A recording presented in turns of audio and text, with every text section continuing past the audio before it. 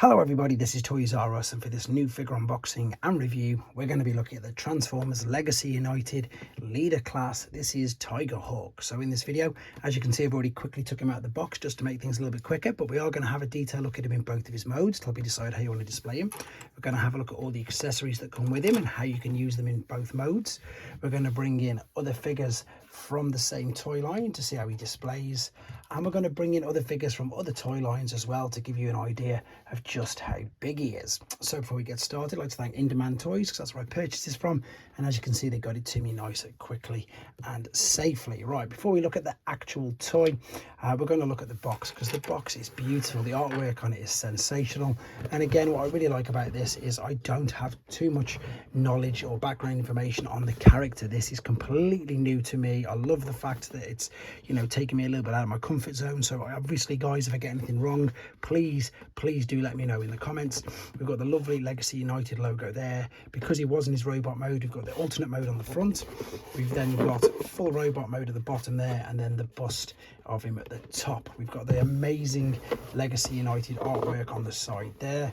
And of course, yeah, there is another leader class. Of course, it's the Laser Prime. I just couldn't remember then. I thought this would be the only one.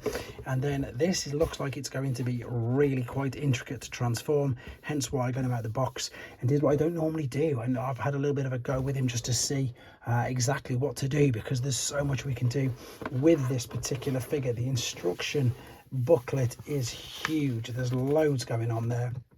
So let's start off with what I would call first impressions, and to be honest, it's really good.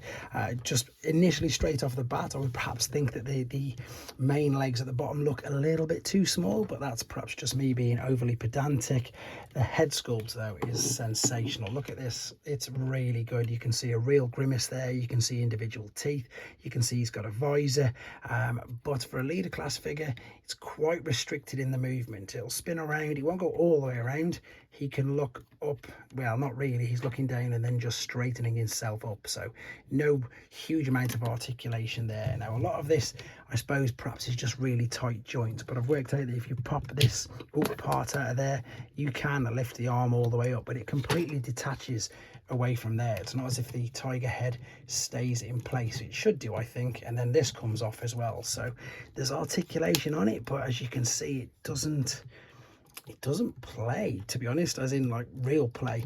It's more than awkward. This side is slightly better, it'll just fold up. There's way more movement in that particular side. There's swivel beneath the shoulder, which is there, you can see. There's bicep flexion, and then surprisingly enough, for a leader class figure, there's no wrist articulation, no finger opening, no nothing. That is just completely fused. However, that's not a deal breaker, because as long as I suppose he can hold his weapons, it doesn't look too bad, because there is a lot of detail on this. There's a lot of gaps as well. Let me just lift this up, because we've got waist. Will it go all the way around? No, it looks like it's restricted, and I don't want to snap it. There's enough movement there though. There is no ab crunch, of course. The legs will go out to the side. They're on ratchets to kick backwards and forwards, and if you keep the wings and everything out of the way, you can go all the way back. There is a knee bend, but funnily enough, I don't know why, again, you can see it just completely comes out of there, and it looks like we've got a good, yeah, we've got an ankle tilt, toe tip, etc., and rock. Now the detail on it though is brilliant. If, as weird as it sounds, the articulation on this is just perhaps lacking a teensy bit, these should tab into there, by the way, but mine keeps popping out for now.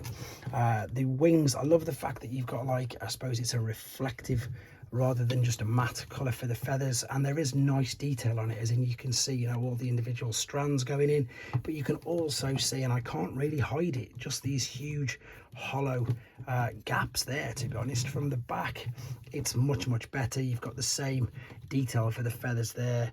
These are completely fused. There seems to be loads of molding detail on it, which is great, and maybe that's the reason why there's big gaps. I don't really know. I've checked in the instructions, and it looks like you can rotate these around, and then you can attach some of the guns to this particular part there. The first impressions is I think he looks good, but I mean, I don't know, if you're buying this to play with, maybe it's not as good because it is missing articulation. For photos, I'm sure that people are still going to be able to pose him really well, but the wrist, the head, and the gaps there, I can imagine some third-party companies will get some gap fillers. You get these feathers like blades as well, but again, it's hollow on the inside of this. But this also, as I say, can either be a weapon there, or it doubles up and fills out the wings, which I'm going to do this part in this video, in this part of the video rather, and I will do the using as a weapon when we come back later on. We've also got these two blasters. These, I don't know why they're so hollow. If this is the way that they looked in the cartoon, please let me know. Or if it's just because it's weird, because they've gone to the trouble of putting molding detail inside it. So if it's cost cutting, I don't really know, because why would they put the detail in it, or if that's what it's supposed to look like in the cartoon. Again, please let me know. Now, I'm not going to put them in the hands again. I'm going to save that for the next part. I'm going to spin that around, and I'm going to attach this in here, purely because what I'm doing is going by what I've seen in pictures. I'd like to remind everybody as well that I don't watch anybody else's reviews, purely for that particular reason. I want this to be my honest first impressions, and sometimes I get things wrong. A lot of the time I get a chance to correct myself when I come back later on. But again, with this particular figure, this particular character, don't really know him, so if I'm getting anything wrong, then you have to let me know, because that's the only way I'm going to learn. We've then got this other twin blaster as well, which is quite a bit of nice molding detail on, and then this will go there. So that, I think, is how he should look. So with regards to first impressions, a lot of pros, few cons, but he's a great, big, robust and amazing, you know, detailed looking figure. So as far as first impressions go, I think he's great. Let's come back and have a look at him in his alternate mode. So here we are with him in his alternate mode. Apologies for no transformation process on this video. That is because I intend to upload a separate tutorial video, and you'll see exactly why, because it will keep the main length of this video down, because I'm not going to lie, guys, it is a crazy, well, it says there 43 steps, and it really is. It's one of the most intricate, I think, leader class figures that I've actually transformed, and it's not as simple as you probably think. But again, hopefully you'll be seeing that, or you've already seen it in the transformation process I've separately uploaded. Right, the figure itself though, I really don't know what to make of it. I like it because it's completely out there. It's just totally like wild to me. You know, you've literally, of course, got a fusel between a bird and a tiger, and for some reason it tends to really work. And you can really see what I mean now about this reflective detail that's on all the feathers. It just looks great. I've just noticed on the box he's also got the wings facing this way, which again I think perhaps looks just as good. Now, I've deliberately not attached any of the accessories yet. I'm going to do that in a minute. This, what you're witnessing now, is a negative that I've noticed though. These hind legs, if he's like that, it's no, well, I say it's no problem, but you may see him collapse in a second. They're just too weak. Granted, it was very clever the way these were all hidden sort of away, with just the paws coming over, you know, the top of his shoulders, and the main part of the leg tucked away inside the chest, but they're just not big or robust enough. And when you look at the size of the front ones, it's completely mismatched. I know, again, a bit more, you know, cartoon accurate, but with regards to this now, there's no way on this planet that you're going to be able to balance wood. I mean, I don't know, I'm just going to jinx myself and get it to balance, but there you go, I am anyway. I don't know how long that will stay like that, to be honest, and to be fair, and typically that is the first time I've managed to do that. Anyway, let's have a look at the articulation. So although they're not the strongest, there's movement at the top of the hip, there's a knee bend, there's like a shin bend, there's an ankle, and you know, there's 1, 2, 3, 4 articulation points on each of the hind legs. You can move the whatever you want to call it, tail feathers up and down. On the mane, because this is of course the main robot's legs, you've got ratchets joining at the top, you've got your knee movement, this comes away as well, and then you've even got like a little rock ankle tilt on the front. The head itself can, oh, but it does come loose. You can sort of make it look down, but when you do make it look down, it creates a huge gap there. Oh, let's get rid of the wing. Huge gap on the back of his head. And then, of course, you can push it back up. You can open the jaw, which is good. What else is there that you can do? So I suppose articulation-wise, it's pretty good. It's pretty good if you can get it to balance. I don't know which way I prefer their wings now, to be honest. Oh, there you go. See, it's like it's like he sits all by himself. This will go into the back. That's in fact exactly where it should be. So you've got another little bit of thing there that might perhaps stand him up a little better, I don't know. Whereas the guns, you can see the triple guns coming through there. What you can also do again is take these, you can pop these in anyway, to be honest, pop them in that way, and then so they could be like blasting perhaps behind. If it was like a rocket booster, I don't really know. So it can either go that way, or of course you can rotate it around and have it look like it's indeed firing. So if I put that the right way around, I think I've missed it. That's going to fit. No, it's not. So I've probably put the wrong one on there. Let's have a look, because I had this going through. Did I? Maybe not. Let's turn it around. Either way, you can see you can attach both of these. And I know what it is. It's because, oh no, it's not. It should. That should fit, I think. Yep, into that. See how that's just clipped into there? So I need to match this up on this side. So let's rotate this around already. Spin it round. And it's going to slot, by the looks of it, into that giant cutout on the side of there. So let's have a go at doing that. Yeah, this is definitely the bottom. So this comes through here. You can see this now, and it's going to go either side. There you go. And of course, as you've seen already, blast effect compatible, so you can have some fun with that. So that's another little bonus, to be fair, which is good. With regards to sort of size, huge figure. It is a huge figure. At least you're getting your money's worth with the fact of how big he is. Although I haven't got these in the beast modes, I'm going to bring these in later on just to show you, of course, the fact that it is the fuse between these. And again, as you know, the details which you've got on the feathers on these and the details of the tiger stripes, etc. It's nice to sort of see them maybe blended exactly like that into these. But what I want to try and show you, as I say, is size perhaps. Right, what have we got here? So this is a masterpiece trailbreaker vehicle, which, you know, it makes it look kind of small, which is good, which is what you want it to. There's your deluxe drag strip, which again is one of the biggest deluxe figures. I've got a few random figures here, to be fair. There's your smaller deluxe Jurassic Park Jeep. There is the Kang Toys number 9 crab that I've just randomly still got here, and I haven't managed to build up the main thing yet. And then just for a bit of fun, there is Dr. Wu's take on a Triptychon and a Generation 1 Bumblebee. So there we go. That's pretty much hopefully giving you an idea of just how big this is. I have read TF Wiki on this, trying to learn something, and it's on about the fact that there's a bonus mode in the original toy, which I also believe applies to this figure as well. So I'm going to come back and I'm going to have it in the, what I believe to be, because it's not in the instructions, it's an undocumented battle tank mode. So we're going to have a quick look at that first before we go back to robots. Here it is. So what we've got in front of us is a bonus mode. So in TF Wiki, it mentions the fact that the original figure has indeed a vehicle mode. And I think they've gone and copied, or at least done a brilliant homage to this, because if it looks here like on the back of these do look like molded in wheels. And to be honest, it does look okay. You can lift the head right the way up as long as you move this flap, so it's still looking forward. And of course, if you just bring this over there, you could, if you wanted to, attach some extra weapons, because there's always extra, as I say, weapons that you can find, because it's a 5mm port, exactly like so. And then I think, let me see, with drag strips weapons, or is it too big? Yep, you can attach blast effects there to the front, so you've got like a front of the cannon. You've then got, of course, them parts there as well.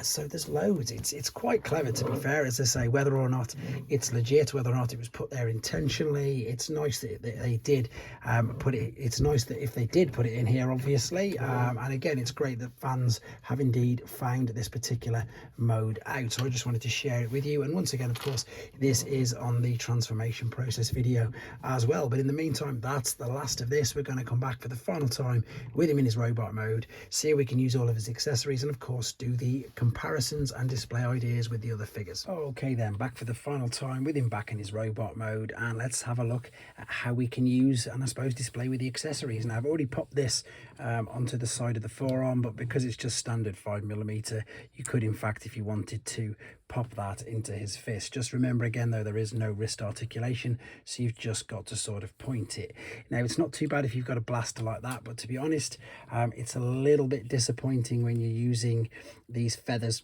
as blades, because again, you can't really spin it. They've just got to be stuck exactly like that, protruding forward. But the good thing is, again, you can see there's another 5mm port, so if you wanted to, you could armor up your feather blades as well. I'm going to take these both off just to show you that, because they do fit on very, very simple. It is just that 5mm port. And funnily enough, again, let's bring in air razor just to show you what I meant about the details, obviously, on the feathers, which we've got here. It's good that they've done that, because again, it just shows that they've gone, I suppose, not that extra mile, but it's a real good, and well, yeah, it's just makes it more believable that it is exactly this. It is a fuser between these two figures. You can also see now just how much bigger this figure is at that leader class mold price point. So there you go, there's the two there. Yes, unfortunately my Tigertron's starting to yellow at the moment. Not too bad, but yeah, so you got deluxe, Voyager and leader class. Let's move these out of the way. And he is a big leader class, as I say, as well. Whether he's as big as this guy, I don't know. I've just typically dropped him, so his neck's come out. Well, I didn't drop him, I had him ready at the side, and he fell over. Oh, so there you go, he's nowhere near as big as that version of Megatron. And I know this isn't Megatron, this is the Jurassic Park one, but it is, of course, Beast Wars Megatron's mold. So there's me saying he's a huge mold, and to be honest, it looks like, oh no, he is, he holds his own up against the Beast Wars Megatron mold. But this one, even though that's just popped out, as you can see, is quite a bit bigger. There we go, got some real big figures now. I like the fact that they're doing this, to be fair. I like the fact that they're getting the bigger figures again, because the leader class in some aspects, especially with some of the primes and all that, the trailers aren't. I'd rather have a bigger figure than have a medium-sized figure with a trailer or something that, in all honesty, I'm not really going to use or display. Again, we've got these here that can be moved. They're tabbed in, so now you can move these around. You saw me tab these in the other part of the video, but you can move them around. Again, you can reattach all of your blast effects if you wanted to. You could have them coming up. Will they reach over the shoulder-ish? Let's have a look. Sort of, yes. Or perhaps if I put them on another way. There's just an abundance of things with this, and this is, I suppose, as I say, what I like about a lot of the figures, when there's genuine playability factor with this, which you can see there is. You can mess around with all of these, and you don't even need to have them. You can just pop these straight back where they're supposed to go. Now, whether or not you're going to be able to do stuff like with the Inferniac, the boulders and all that sort of stuff, like you could use the weaponizers and the Junkions in the other legacy lineups, I presume you can do something very similar here. I've always got my trusty drag strip, as I say, weapons which you could use and indeed double up, etc. And they go with it, actually, with the color scheme. They do go quite well with how he looks compared, or with some of the other figures. I've got to reach all the way around, sorry. Full sleeve there. Oh, again, no space here, no space there. There we've got a Voyager again, and then deluxe again, all from this new wave of figures. Funnily enough, I've got a core class there as well. So there you go, that's official figures from the same wave: leader, Voyager, deluxe and core. If you don't collect them and you just, or thinking of collecting these, this is Generation 1 Bumblebee, Generation 1 Optimus Prime. That gives you an idea of how big he is with them. And then you may not collect any of these, you may collect third-party figures. So to give you an idea of the size of him, we've got New Age, we got Magic Square, we got Iron Factory. So again, I know these aren't supposed to scale, it's just to give you an idea, depending on the toys that you collect, of how big this particular figure is. Now, of course, I say this isn't the biggest leader class figure we've ever had, but it just, for me, feels nice that we're getting a big figure again. Now, to be honest, I don't really think that I've missed anything out. Again, please do let me know in the comments if I have. There's loads of pluses, there's only a couple of minuses. The couple of minuses are the fact that his wrists don't turn around, and if you open up the wings like that, yes, there's a lot of gaps. But to be honest, if you cover them around or lift them up or turn them slightly away, it's not too bad. There's a lot of movement with him. There's quite a bit of you can do with it. To be honest, that now I think looks really good. So I might, and again, it might save space on the shelf. I don't know, probably not with these huge wings on the back. I'll probably end up displaying him something like that, because I think that looks really good and it catches the light brilliantly on the silver. Right, that's definitely all there is to say. Well, I've got to say anyway, as I say, about this particular figure. Really impressed me. Love the fact that it's a character, as I say, that I don't really know too much about, and he's definitely going to be, you know, he's going to have some shelf presence with how he looks. And anyway, let me know what you think in the comments, guys. Take care.